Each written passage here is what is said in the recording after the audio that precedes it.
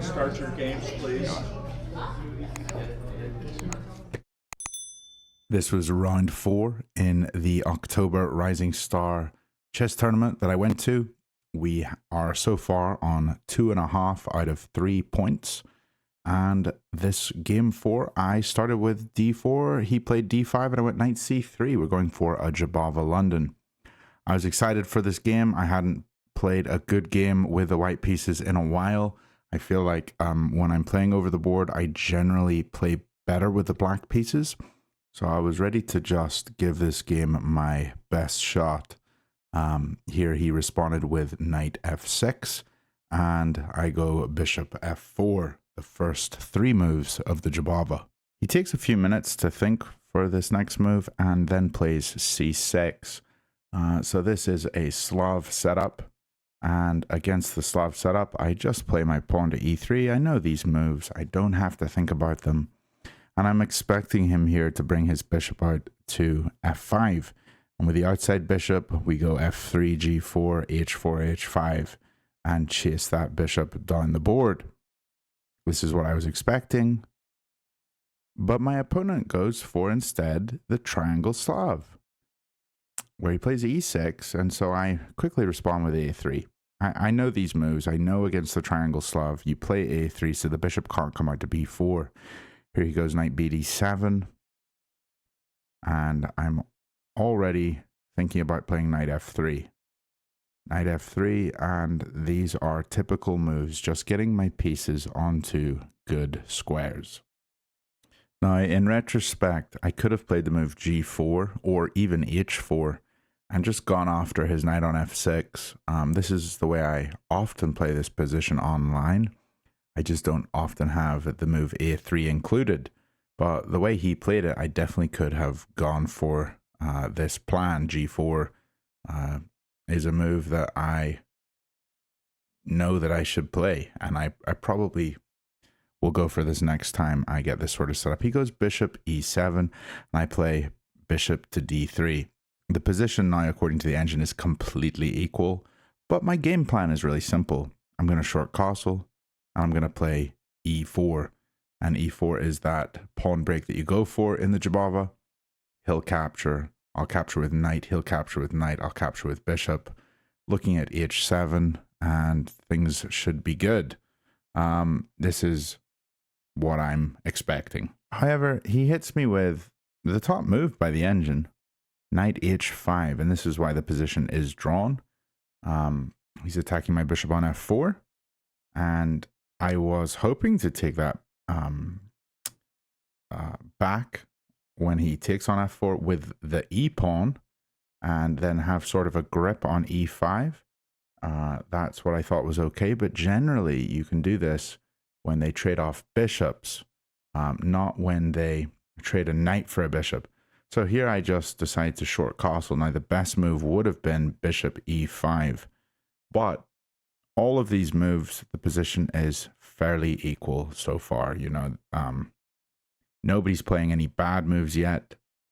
This is an okay decision to castle. The engine still likes it, prioritizing king safety, and I do get a grip on e5 if he takes that bishop. And so I was not feeling awful about this. A few minutes later, and he does take on f4, and I recapture with the pawn, and my plan is just to hold e5. Now here I'm expecting him to castle, but I'm also wondering, is he ever going to push the move c5 at some point?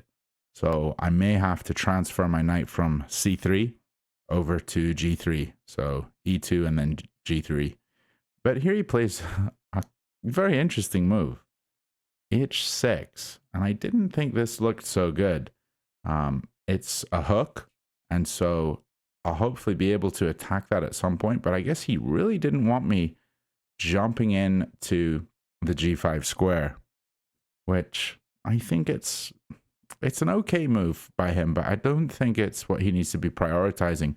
I think he should be prioritizing getting castled and developing his pieces. So I thought here at this point that I had a slight edge. I decided to start transferring my knight over to g3. Now, in this position, he really needs to find the move c5. The engine really likes it. It's the top recommendation, and often when you're playing against the Jobava London, you play the move c5 just to break open in the center and get activity for your pieces and space advantage on the queen side of the board. But here he decides to go for the move short castle. Now, short castling is not a mistake. It's a decent move, but my response here is very simple. I just play c3, and this gives my bishop a retreat square in case c5, c4 happens. Now, on c5 now, I'm not entirely sure. Should I capture that pawn? You can see on my clock, I'm at 45 minutes and 1 second. We get 10 seconds every move. So I haven't actually spent any time in the opening yet. My opponent spent about 9 of his minutes, which is very good for me. I could have spent time thinking through some of these moves, you might say, but honestly, I think I wouldn't have changed anything. And I do want to calculate really well once I get into a position where I'm unsure on the next move. And all of these moves so far, I've known the general idea of the position and what I should be going for. So I was feeling very good here. Now, I have to say my opponent's next move really took me by surprise. I was not expecting queen to e8. I think queen c7 makes a lot more sense. Or maybe just maneuvering his knight somewhere, or even playing c5 looked logical, but queen e8 was a surprise. And here I had a little think. I didn't know what was the most correct way to play, but I was really thinking bishop c2, and that's actually what I played fairly promptly. There you can see bishop c2, knowing that I'm gonna have to draw that bishop back at some point if I want my queen to be the one jumping to h7. So now I can think queen d3, queen h7, checkmate. His knight is more than likely coming to f6. Now, although knight f6 is a good move, he actually found one slightly better, f5. And I was kind of happy to see this because pushing pawns in front of your king is generally not that great. But I had remembered a game that I had seen from Alex Benzea where he goes after this backwards pawn now that is on e6, and it's very simple just to push my rook over to e1 and, you know, start attacking this pawn.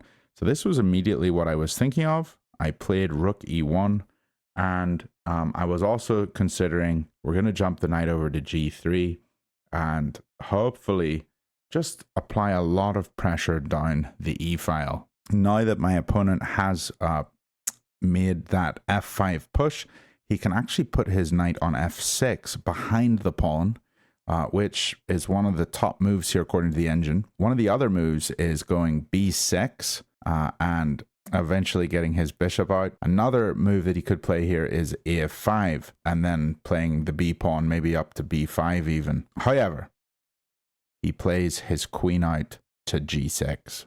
And white currently has a 1.19 advantage after this move. Now, it's been just slowly improving for white for this entire game. But this move, I have a decisive edge if I can find the move knight to c1. The idea behind knight to c1 is we want to route the knight over to the e5 square. And the best way to get it there is putting it onto d3 and then up to e5. Having that control there is beautiful and it just looks really powerful. However, I don't play that. I instead play the plan that I originally had, which was knight to g3. And sometimes, you know, you shouldn't stick with the same plan. You have to find a way to change your ideas based on what's happening in the game. Now here, my opponent really should play bishop d6. That pawn on f4 is not protected. And if he were to do this, I'd probably have to go back to e2, which is a hard move to spot. I could also play my knight out to e5 if he goes to d6.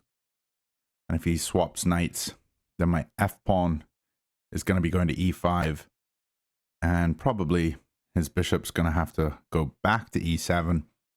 But all of a sudden, his position looks stronger. His f pawn's going to start pushing.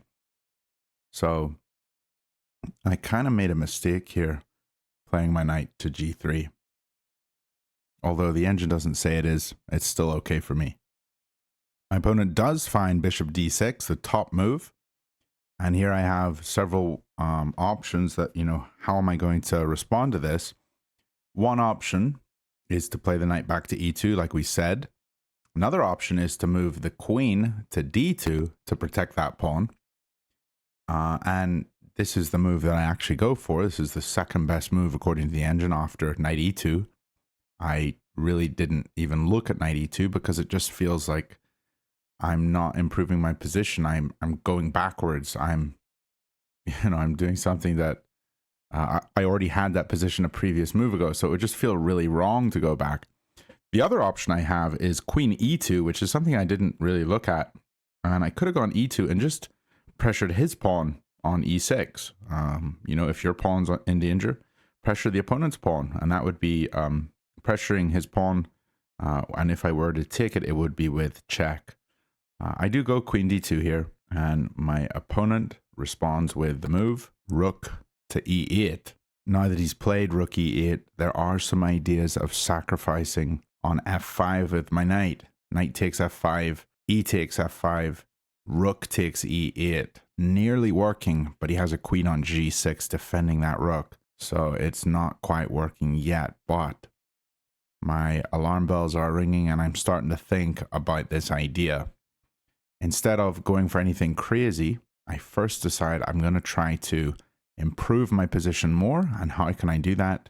Well, the engine really likes queen e3. The engine also likes h3. It also likes knight e2, just retreating.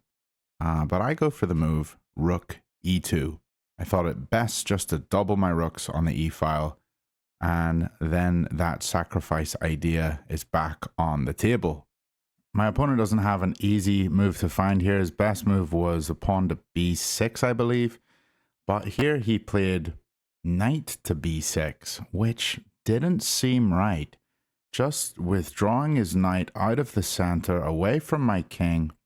And what's it doing on the other side of the board? Now, an obvious way to counteract whatever his plans are would be to play my pawn up to b3. And that just prevents his knight jumping anywhere. So I was thinking about pawn to b3.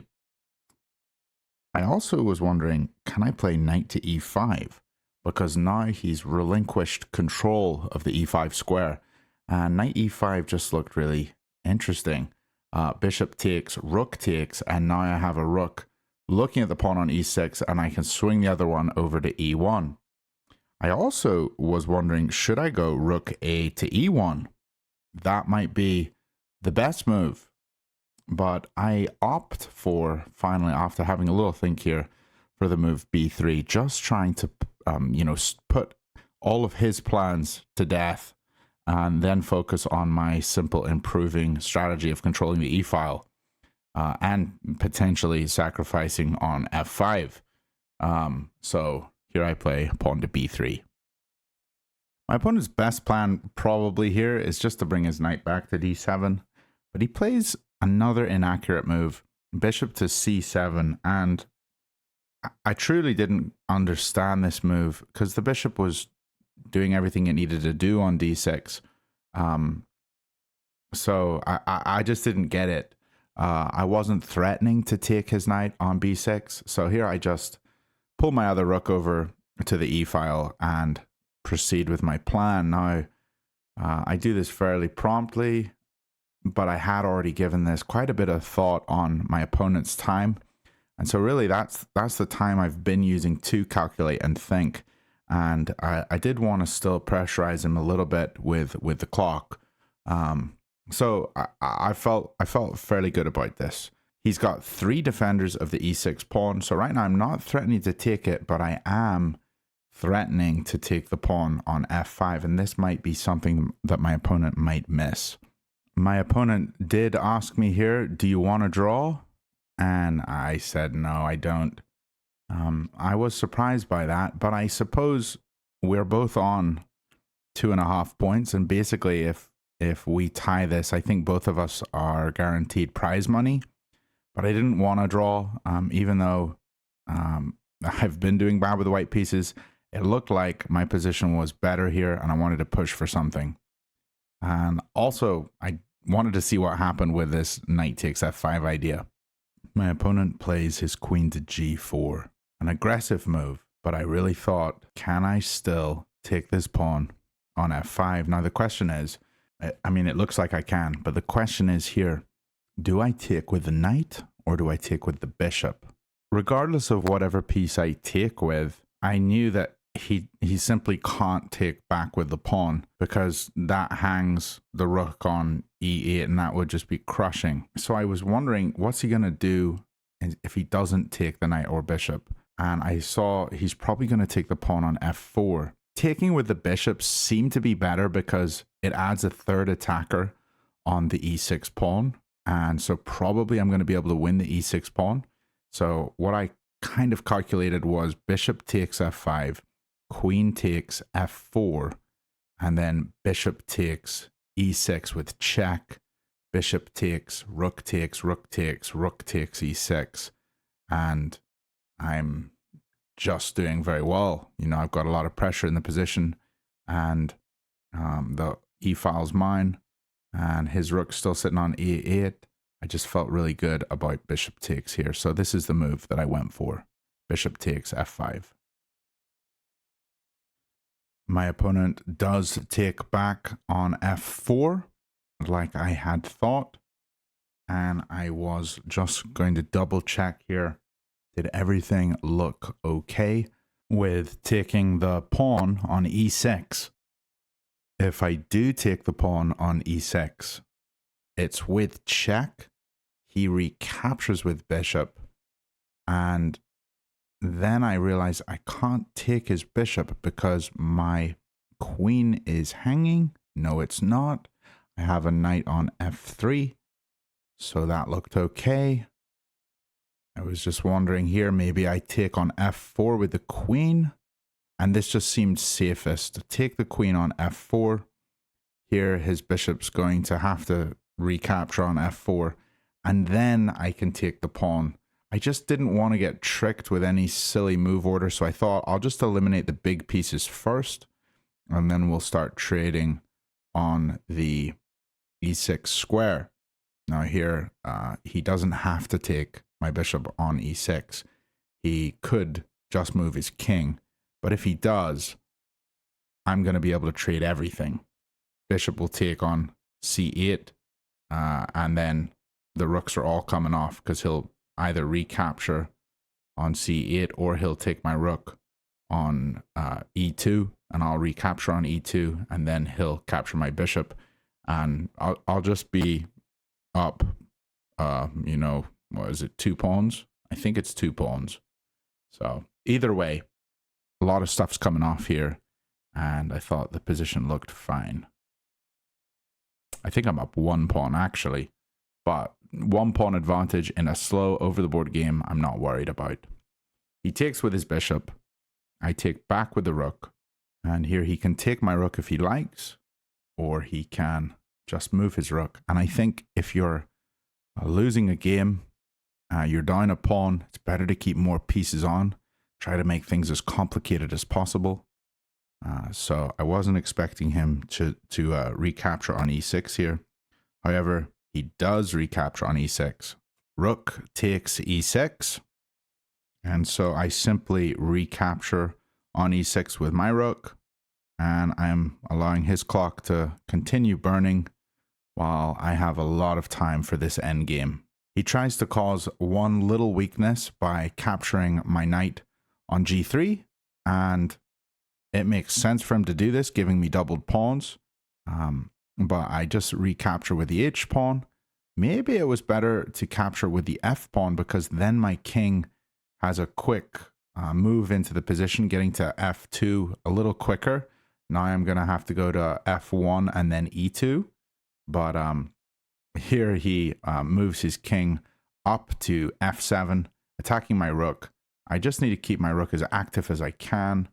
I didn't want to have a rook that's super passive and just defending my pieces. But I decided to pull the rook back to e3. It looked like a safe square, and it's fairly active on the e file. Here my opponent plays his knight to d7. And if you look at the engine, it says I'm up about, what, like 1.5 points, 1 point, something like that. Earlier in the game, I was up about 3 or even nearly 4.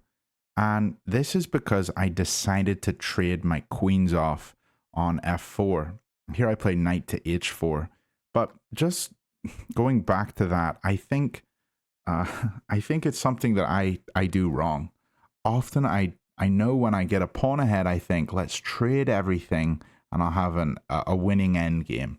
And yes, I think this is true, but I think it's probably easier for me to play with a queen than my opponent to play with his queen. I don't know. I think it makes more sense if I try to keep my queen on, especially in that position. My bishop was on the same diagonal if I went queen c2, and I probably could have played the bishop up to h7 to check the king. You know, I think I would have had a lot of activity and could have been doing totally fine. I don't need to be so ready and eager to just trade pieces off. But it is what it is. Here my opponent plays his rook over to e8. I'm thinking, should I trade on e8? It forces his king to go backwards. I'm still in trade mode. And I thought, yeah, this looks good. I'm going to be able to play my knight into f5 and have a very active knight. Looking at the g7 pawn, he's going to have to defend his g7 pawn, and then I'm going to get my knight to d6, looking at his b7 pawn. I just thought my knight has a lot of activity. This seems the way to go. So I captured his rook on e8, and my opponent recaptures the rook with his king. Here I move in to f5. My opponent plays over to f8, guarding the g7 pawn, and I move into d6, attacking b7. I'm just trying to attack here. He plays b6. I play knight to c8, attacking a7, and if a7 moves, then I can take on b6. No, I can't. His knight's guarding b6, but I'm forcing a7 to move here, and that seemed like a good thing for me. He plays his pawn up to a6, and now I have to figure out, how do I continue? I decide to move my king to the middle of the board, and I play it over to the f1 square. It would have been far better for me to play king h2 and just move up the h file, getting close to his kingside pawns. But hindsight's 2020, and yeah, the position's only like a 0.6 advantage for me here, which I didn't know when I was playing the game how close of a game it really was. King goes to e2 after he played b5, of course, and I'm just trying to centralize my king. Didn't quite know where the best spot for the king was. I was trying to remember Daniel Naroditsky's endgame course that I watched, where you need to plan your king's route. Where does the king need to get to? And honestly, I think just getting it over to g6 would have been the way to go. And so I could have gone h2, h3, h4, h5, g6. Instead, I'm going f1, e2, and now I'm trying to figure out, and now I'm planning like, oh, okay, now I need to go over to g6. You know, I'm just wasting time. My opponent moves his king up to f7, and he takes some time just contemplating, is this the best square? He eventually decides on it. He is down to 10.5 minutes, and so he does have to start making quicker decisions. Now, I'm still completely clueless on where my king needs to go. I play it up to d3, but really what I need to be doing, checking that king by going knight to d6, getting my knight over to the king side of the board, and then moving my king up to f3 and going after those kingside pawns. I'll eventually figure that out, but it shouldn't have taken me this long to figure out, or at least I should have come up with a better plan initially. My opponent decides to hold on to his king here for a little bit, trying to figure out where he wants to play it. He's thinking about king e6, but maybe he wants f6. He's not sure. He ultimately decides on e6, a good square for his king. My knight's not really able to move or do anything here. You know, not the greatest square. And I'm thinking I'm just going to try and break the queen side apart, playing the move c4. Now, I didn't know this, but the position is essentially drawn already. I was winning. I had a slight edge before all of this, and now the position is equal. I didn't feel at any point during this game that I was losing, but it just goes to show, like, if I hadn't traded queens off, I could have, you know, had a +3 advantage, and I wouldn't have had to, you know, play such an accurate endgame. Also goes to show for my opponent, like, he can keep fighting here. There's ways for him to get back into this game and get that draw. He doesn't, but I'll just show you the moves here. He can play knight f6, and whatever I do, he can get his knight to e4, which is a beautiful square for his knight, hitting the f2 pawn. And if I push the f pawn, he can then take the g3 pawn. So really, that's why this whole thing isn't working for me. Just so you have some idea of his idea here, his plan forwards. If I take any of the pawns, you know, b5 or d5, that's all well and good, but I'm not going to be able to contest his knight on e4. He's going to be able to get a pawn back in the position. Thankfully, he played his pawn up to h5, and this gives me time to play the move c5, locking in the pawns on the queen side, and now my king's going to walk over and protect the f pawn, but more importantly, start winning his kingside pawns with my king. So I now have the right plan, and I need to start going for it. So I play the move, pawn to c5. My opponent protects his h5 pawn by playing g6. Those pawns are starting to advance, and I'm not worried about them. I can get my knight up to d6 here. It's completely protected, and I can use my knight and my king to go after these kingside pawns. However, before moving my knight, I do just play b4. It looks like it just sort of solidifies everything on the queen side. And I mean, I didn't have to do this move, but I just decided I'll just be solid there, and I have the right plan now. I know what I'm going for now, and I've got a lot of confidence. I'm feeling good about the position now. My opponent plays his king over to f6. I play knight to d6. His king wasn't really going anywhere. It comes back to e7, sitting beside my knight, making sure that it doesn't have any squares to jump to. I move my king over to e3, marching it forwards now. Finally, my plan is underway. My opponent's down to 6.5 minutes. I'm feeling confident. I've still got 34 on the clock. He plays back to f6 again. If I go king f4 here, he has g5 check, which I didn't like the look of. So I threw in knight e8, checking his king and planning to come back to c7. He moves his king back to the f7 square. And here I can just play my knight over to c7, attacking e6, which he needs to defend. He does this by moving his knight back to b8. And now his knight's kind of out of the game. I can move my king into f4, and he doesn't have g5 because his king's a square away. He moves his king up, however, here to f6, and I have a little think here. Really, all I need to do is push the g-pawn myself. This is not an issue if he checks me on g5, because then I can just hide behind my own pawn, and if he captures my pawn on g4, I can recapture with king. So this is what I do. Pawn up to g4.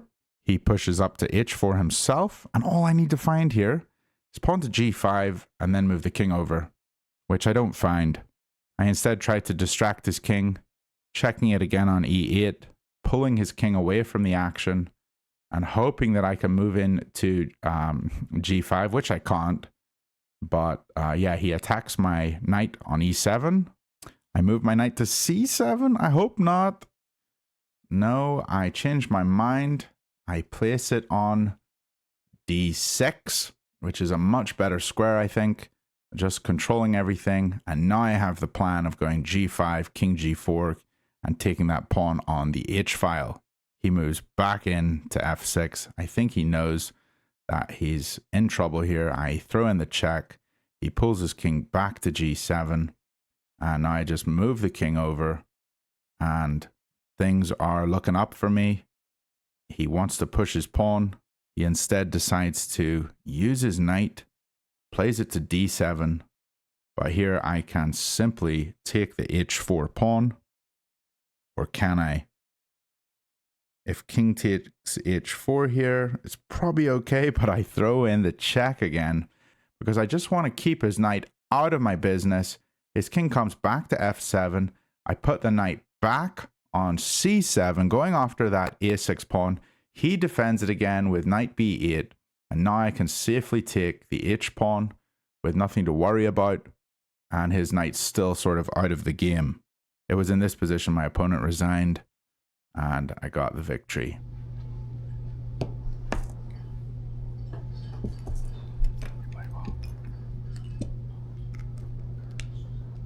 I have to say, I always feel kind of bad. Some of these kids really take it to heart when they lose a game, and I thought my opponent did really play well, and I was telling him here that he did play a good game. But it's always tough taking a loss. The engine said that I played with an 81.3% accuracy. I was never losing in the game, although there was a couple moments there where the game was technically drawn. My opponent played with a 76.5. I went into this 4-round tournament with a rating of 1471, and I ended with a rating of 1509. This is my all-time peak. Very happy to have reached the 1500s properly. This is now my all-time peak. I can say I'm officially over 1500, and overall my ranking in Arizona is the 252nd player in the state, which is pretty exciting. In the 85th percentile. I'm hoping to push up to 1600 very, very soon. Thanks for watching. I'll see you all very soon. Bye for now.